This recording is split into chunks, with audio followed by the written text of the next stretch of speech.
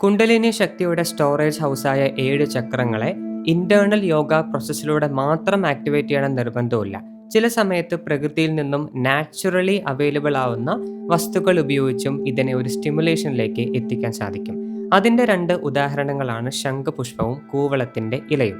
കൂവളം എന്ന് പറയുന്നത് ഒരു മനുഷ്യന്റെ ആജ്ഞാചക്രത്തെ സ്റ്റിമുലേറ്റ് ചെയ്യാനും ആക്ടിവേഷനിൽ എത്തിക്കാനും സഹായിക്കും.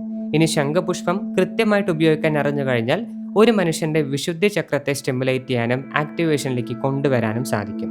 പക്ഷെ ഒരു പ്രധാനമായിട്ടുള്ള ഒരു വിഷയമുണ്ട്. വെറുതെ നമ്മളുടെ കയ്യിൽ വെച്ചത് കൊണ്ട് ഒന്നും ഒരു മാറ്റവും വരാൻ പോകുന്നില്ല. പകരം ഓരോന്നിൻ്റെയും ക്വാളിറ്റീസ് എന്താണെന്നും എപ്പോൾ എങ്ങനെ അതിനെ കൃത്യമായി ഉപയോഗിക്കണമെന്നും അറിഞ്ഞിരിക്കണം. ഇതിനെക്കുറിച്ചുള്ള ഡീറ്റെയിൽഡ് ആയിട്ട് വീഡിയോ ആണ് ഇന്ന് നമ്മൾ നോക്കാൻ പോകുന്നത്. സോ വീഡിയോ അവസാനം വരെ കാണാം. സൂക്ഷ്മ ലോകം എങ്ങനെയാണോ അതുപോലെ തന്നെയാണ് ബാഹ്യലോകം. എങ്ങനെയാണോ ഒരു ആറ്റം ക്രിയേറ്റ് ചെയ്തിരിക്കുന്നത് അതുപോലെ തന്നെയാണ് ഈ പ്രപഞ്ചത്തിന്റെ സ്ട്രക്ചറും നിലനിൽക്കുന്നത്. ഇനി പ്രപഞ്ചം എങ്ങനെയാണോ അതുപോലെ തന്നെയാണ് മനുഷ്യന്റെ ദ ഹോൾ സിസ്റ്റവും ജനറേറ്റ് ചെയ്തിരിക്കുന്നത്. സോ ഓട്ടോമാറ്റിക്കലി നമ്മളിലുള്ള 7 ചക്രങ്ങൾ അതിന് സിമിലർ വൈബ്രേഷൻ എമിറ്റ് ചെയ്തുകൊണ്ടിരിക്കുന്ന ഫിസിക്കൽ ഒബ്ജക്റ്റുകൾ എന്തായാലും പ്രകൃതിയിൽ ഉണ്ടാവും. അതിനുള്ള ഒരു 2 എക്സാമ്പിൾസ് ആണ് ഞാൻ വീഡിയോയുടെ തുടക്കത്തിൽ പറഞ്ഞത്.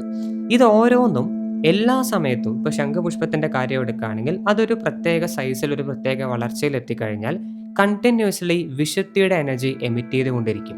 മനുഷ്യ ശരീരത്തിലുള്ള വിശുദ്ധിയെക്കാളും എനർജി കുറവാണെങ്കിൽ പോലും ആക്ടിവേറ്റ് അല്ലാത്ത ഒരാൾക്ക് താൽക്കാലികമായ ഒരു സഹായം നൽകാൻ ആ പുഷ്പത്തിന് എന്തായാലും സാധിക്കും. അതുപോലെ തന്നെയാണ് കൂവളത്തിൻ്റെ ഇല. നിങ്ങൾക്ക് ആജ്ഞാചക്രത്തിന്റെ ഒരു ഡീആക്ടിവേഷൻ അതിപ്പോഴും ആക്ടിവേറ്റ് ആയിട്ടില്ല, സ്റ്റിമുലേറ്റ് ആയെങ്കിലും പൂർണ്ണമായിട്ട് ഉപയോഗിക്കാൻ സാധിക്കുന്നില്ല, ഇൻറ്റ്യൂഷൻ ഇല്ല, മനസ്സിന് ക്ലാരിറ്റി ഇല്ല പോലുള്ള സമയത്ത് കൂവളത്തിന്റെ ഇല വളരെ സഹായകരമാണ്. ഇതിനെ നമുക്ക് 2 രീതിയിൽ ഉപയോഗിക്കാൻ സാധിക്കും. ഒന്നില്ലെങ്കിൽ ഒരു എക്സ്റ്റേണൽ മീഡിയം ഉപയോഗിക്കാം. ക്ഷേത്രത്തിലെ വിഗ്രഹങ്ങളോ മന്ത്രങ്ങളോ പൂജകളോ ഉപയോഗിച്ചുകൊണ്ട് ഇത്തരം പുഷ്പങ്ങളുടെ ശക്തികൾ നിങ്ങളുടെ ശരീരത്തിലേക്ക് കൊണ്ടുവരാൻ സാധിക്കും. അല്ലെങ്കിൽ സ്വയം ഇന്റേണലി മറ്റൊരു ഒബ്ജക്റ്റിനെ ആശ്രയിച്ചുകൊണ്ട് നിങ്ങളുടെ ശരീരത്തിൽ തന്നെ ഈ പുഷ്പങ്ങളുടെയും ഈ കൂവളത്തിന്റെ എല്ലാ ശക്തി ക്രിയേറ്റ് ചെയ്യാൻ സാധിക്കും. എക്സ്റ്റേണലി ക്രിയേറ്റ് ചെയ്യാം, അല്ലെങ്കിൽ ഇന്റേണലിയും ക്രിയേറ്റ് ചെയ്യാം. ഇവ രണ്ടും വ്യത്യസ്തമായിട്ട് എങ്ങനെ ചെയ്യണം എന്നുള്ളത് ഇനി നോക്കാം. എക്സ്റ്റേണൽ ആപ്ലിക്കേഷൻ ഒരു ക്ഷേത്രത്തിലൂടെയോ അല്ലെങ്കിൽ ഏറ്റവും പ്രധാനമായിട്ടും ഒരു ശിവലിംഗത്തിലൂടെയോ നമുക്ക് ഈസിയായി ചെയ്യാൻ സാധിക്കും. ഇപ്പോൾ ചില ക്ഷേത്രങ്ങളിൽ നിങ്ങൾ കണ്ടിട്ടുണ്ടാവും, ഭസ്മാഭിഷേകം പോലുള്ള അഭിഷേകത്തിനൊപ്പമായിട്ട് കൂവളവും ശംഖുപുഷ്പവും ഇൻക്ലൂഡഡ് ആയിരിക്കും. എല്ലാ ശിവക്ഷേത്രത്തിലും കാണാറില്ല. ചില സ്ഥലത്ത് പ്രത്യേകമായിട്ട് കൂവളത്തിന്റെ മാല അല്ലെങ്കിൽ കൂവളത്തിന്റെ റിലേറ്റഡ് ആയിട്ടുള്ള പൂജകൾ ഉണ്ടാവും. അല്ലെങ്കിൽ ശംഖുപുഷ്പത്തിന്റെ ആയിട്ടുള്ള മാല അല്ലെങ്കിൽ അതിന്റെ റിലേറ്റഡ് ആയിട്ടുള്ള ഏതെങ്കിലും പൂജകൾ ഉണ്ടാവും. ഇത് റാൻഡമായിട്ട് ചെയ്യുന്നതല്ല. ഇപ്പൊ പറയുന്നു ശിവന് കൂവളവും ശംഖുപുഷ്പവും ഇഷ്ടമാണ്. അതിനുള്ള യോഗിക് റീസൺ, ശംഖുപുഷ്പം എന്ന് പറയുന്നത് വിശുദ്ധി. ശിവൻ ഓൾറെഡി വിശുദ്ധി ഓവർ ആക്റ്റീവ് ആണ്, ഓർ ഏറ്റവും കൂടുതൽ ഡോമിനേറ്റ് ആയിട്ട് വർക്കാവുന്നത് വിശുദ്ധി ചക്രമാണ്. അതുകൊണ്ടാണ് അദ്ദേഹത്തിന് ആ ഒരു നീല കളർ ഉള്ളത്, എസ്പെഷ്യലി ആ ഒരു ത്രോട്ട് റീജിയനിൽ. സോ ഓട്ടോമാറ്റിക്കലി അത് വൈബ്രേറ്റ് ചെയ്യുന്നത് ശംഖുപുഷ്പമാണ്. അപ്പോൾ ശിവൻ അത് റിലേറ്റ് ആയിരിക്കും. നമ്മളത് അങ്ങോട്ട് സമർപ്പിക്കുമ്പോൾ ശിവലിംഗത്തിലൂടെ ആ വിശുദ്ധി എനർജി വൈബ്രേറ്റ് ചെയ്യുകയും നിങ്ങൾക്കതൊരു ടെമ്പററി ആയിട്ടുള്ള സപ്പോർട്ട് നൽകുകയും ചെയ്യും. ഇനി നിങ്ങൾക്ക് തേർഡ് ഐ റിലേറ്റഡ് ആയിട്ടുള്ള ആക്ടിവേഷനാണ് വേണ്ടതെങ്കിൽ കൂവളത്തിന്റെ മാല അല്ലെങ്കിൽ കൂവളത്തിന്റെ ഇല റിലേറ്റഡ് ആയിട്ടുള്ള എന്തെങ്കിലും ഒരു കാര്യം ശിവലിംഗത്തിൽ അർപ്പിച്ചു കഴിഞ്ഞാൽ ഇത് ശിവന്റെ 3ാം കണ്ണായിട്ട് റിലേറ്റഡ് ആണ്. നിങ്ങളുടെ 3ാം കണ്ണും ഇവിടെ സ്റ്റിമുലേറ്റ് ആവാൻ കാരണമാകും. പല ക്ഷേത്രങ്ങളിലുണ്ട്, പക്ഷെ കുറച്ചുകൂടെ നിങ്ങളുടെ ശരീരത്തിനും എസ്പെഷ്യലി നിങ്ങളുടെ സാധനയ്ക്കും ബെനിഫിറ്റ് ആവണമെങ്കിൽ ശിവലിംഗത്തെ കണക്ട് ചെയ്തിട്ടുള്ള ഇത്തരം പൂജകൾ ചെയ്യുന്നതാണ്, ഈ 2 വസ്തുക്കൾ ഇൻക്ലൂഡ് ചെയ്തിട്ടുള്ള കാര്യങ്ങൾ ചെയ്യുന്നതാണ് ഏറ്റവും നല്ലത്. ഇതാണ് എക്സ്റ്റേണൽ ആപ്ലിക്കേഷൻ. ഇനി ഇന്റേണൽ ആപ്ലിക്കേഷൻ ആണ് നിങ്ങൾ ആഗ്രഹിക്കുന്നതെന്നുണ്ടെങ്കിൽ ഇതിന്റെ റിസൾട്ട് പെർമനന്റ് ആയിരിക്കും. ഞാൻ പറഞ്ഞിരുന്നു, ഇപ്പൊ വിഗ്രഹത്തെ ആശ്രയിക്കുമ്പോൾ അത് ടെമ്പററി ആണ്. ഒന്ന് സ്റ്റിമുലേറ്റ് ചെയ്യും, ഏതാനും ദിവസങ്ങളിൽ സപ്പോർട്ട് ചെയ്യും, പക്ഷെ അത് എപ്പോഴും നിങ്ങളുടെ കൂടെ ഉണ്ടാവില്ല. പെർമനന്റ് ആയിട്ട് വേണമെങ്കിൽ എക്സ്റ്റേണലിന്റെ ഒരു സ്റ്റൈലാണ്, പക്ഷെ നിങ്ങൾക്ക് കൊണ്ടുവരുന്നത് ഇന്റേണൽ റിസൾട്ട് ആണ്. അതിന് ഞാനൊരു ഏറ്റവും മാച്ചിങ് ഒരു എക്സാമ്പിൾ പറയാം. ഇവിടെ ഇപ്പോൾ ലേറ്റസ്റ്റ് ആയിട്ട് ഞങ്ങളൊരു 3 പെയിന്റിംഗ് റിലീസ് ചെയ്തിട്ടുണ്ടായിരുന്നു.